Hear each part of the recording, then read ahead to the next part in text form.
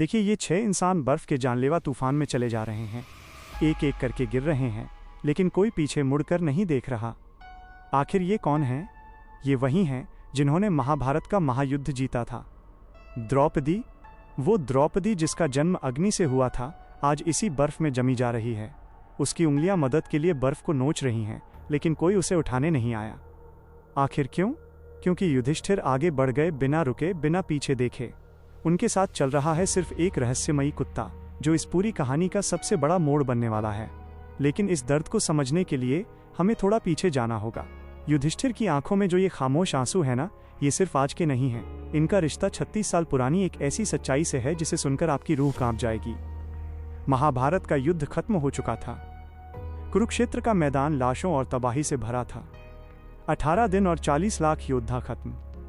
हर तरफ कौवे आसमान में मंडरा रहे थे।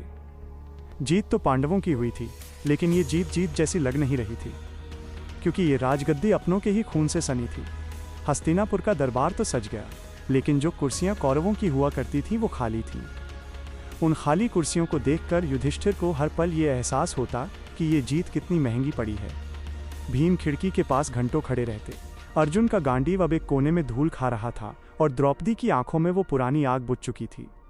तभी एक खबर आई जिसने दुनिया हिला दी। द्वारका समुद्र में डूब गई है, और कृष्ण अब इस संसार में नहीं रहे। युधिष्ठिर के पैरों तले जमीन निकल गई।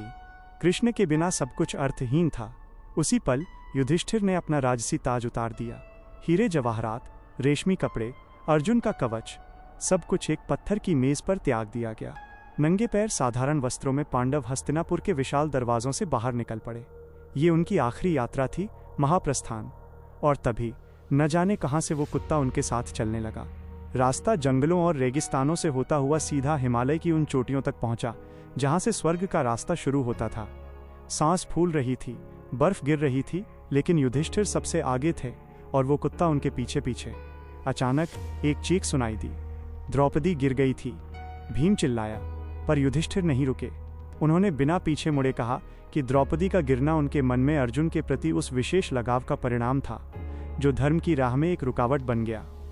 फिर एक एक करके सब गिरने लगे। सहदेव अपनी बुद्धि के अहंकार के कारण, नकुल अपनी सुंदरता के घमंड में, और देखते ही देखते अर्जुन भी गिर गए। वो महान धनुर्धर जो कभी नहीं हारा, आज बर्फ की चादर में लिपट गया। अंत में भीम भी गिर पड़े। अब युधिष्ठिर बिल्कुल अकेले थे। पूरी दुनिया में सिर्फ वो और वो वफादार कुत्ता। युधिष्ठिर ने एक बार पीछे मुड़कर अपने भाइयों के बेजान शरीरों को देखा, और फिर भारी मन से आगे बढ़ गए। तभी माउंट सुमेरु की चोटी पर आसमान फटा, और देवराज इंद्र का सोने का रथ नीचे उतरा। इंद्र ने कहा, युधिष्ठिर, स्वर्ग तुम्हारा इंतजार कर रहा है, इस रथ में बैठो। लेकिन युधिष्ठिर ने अपना हाथ उस कुत्ते के सिर पर रखा और कहा, यह कुत्ता भी मेरे साथ चलेगा। इंद्र हैरान रह गए। स्वर्ग में जानवर के लिए कोई जगह नहीं है, इसे यहीं छोड़ दो। मगर युधिष्ठिर अपनी बात पर अड़ गए। उन्होंने कहा, जब मेरे भाई और द्रौपदी ने मेरा साथ छोड़ दिया, तब ये कुत्ता मेरे साथ रहा। मैं इसे छोड़कर स्वर्ग नहीं जा सकता। उसी पल वो कुत्ता गायब हो गया, और उसकी जगह साक्षात धर्मदेव प्रकट हुए। ये युधिष्ठिर की आखिरी परीक्षा थी। लेकिन कहानी यहीं खत्म नहीं होती। स्वर्ग के दरवाजे खुलते ही युधिष्ठिर को एक ऐसा झटका लगा जिसने उनके होश उड़ा दिए। उन्होंने देखा कि दुर्योधन, वही अधर्मी दुर्योधन, स्वर्ग के सिंहासन पर बैठकर मुस्कुरा रहा है। युधिष्ठिर का खून खौल उठा। मेरे भाई कहाँ हैं? उन्होंने गरज कर पूछा। उन्हें एक अंधेरी, बदबूदार और खौफनाक जगह ले जाया गया, नर्क। वहां की चीखें सुनकर युधिष्ठिर का दिल दहल गया। वहां भीम, अर्जुन, नकुल, सहदेव और द्रौपदी भयानक पीड़ा में थे। युधिष्ठिर रो पड़े।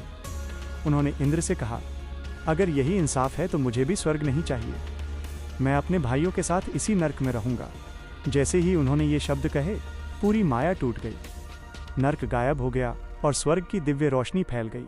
ये युधिष्ठिर की आखिरी और सबसे कठिन परीक्षा थी।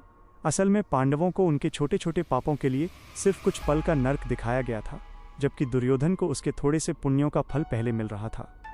अंत में सब कुछ ठीक हो गया। पांचों भाई और द्रौपदी अपने दिव्य रूप में स्वर्ग में एक साथ थे। तो सोचिए, कुरुक्षेत्र से लेकर हिमालय की इस बर्फ तक युधिष्ठिर ने हमें क्या सिखाया। ताकत, सुंदरता और बुद्धि सब यहीं रह जाती है। साथ चलता है तो सिर्फ हमारा धर्म और हमारी वफादारी। जब आपकी परीक्षा की घड़ी आएगी तो आप क्या चुनेंगे, स्वर्ग का सुख या एक वफादार साथी?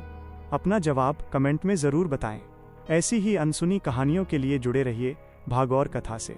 लाइक करें, सब्सक्राइब करें और धर्म की इस राह पर हमारे साथ बने रहें। जय श्री कृष्ण।